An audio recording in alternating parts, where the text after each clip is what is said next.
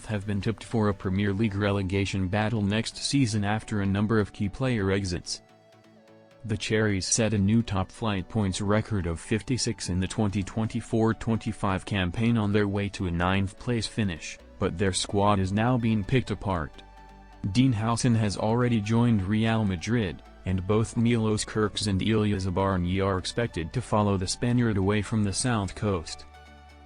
To make matters worse, Antoine, Semenyo and Kluivert have also been linked with moves to Tottenham and Bayer Leverkusen respectively.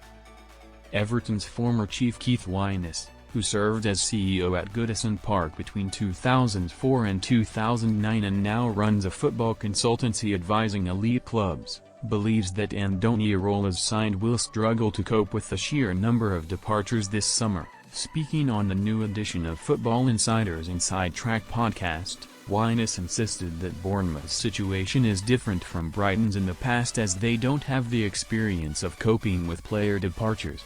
In recent years, Brighton have made a habit of selling their biggest talents and replacing them with cheaper alternatives while maintaining their league form.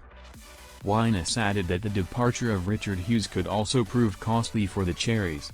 He told Football Insider's Inside Track podcast, "This is more a sporting director situation. In terms of Richard Hughes moving on to Liverpool, Richard was a very key, and probably the Bournemouth squad that succeeded last year was a product of his work. And that really is the last time that's going to happen.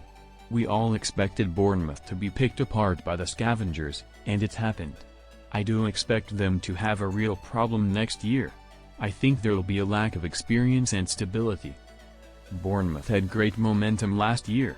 They got some good results early and that's what kept them going. In the end, they managed to get some good results and finish well up the table. I think that momentum is going to be a lot more fragile this year. Brighton have done this before, they've sold a lot of players and managed to fill those gaps well, but I think Brighton have been at that game for a bit longer than Bournemouth, so I'm afraid they're in my bottom 6 at the moment for next year." Meanwhile, Football Insider has exclusively revealed, 24th of June, that Walsall are leading the race to sign Bournemouth forward Johnny Studle on loan. The 19-year-old has been given the green light by the Premier League club for a new loan after temporary spells at Aldershot and Farnborough last season. Studle is a target for a host of League Two and National League sides in this summer's transfer window.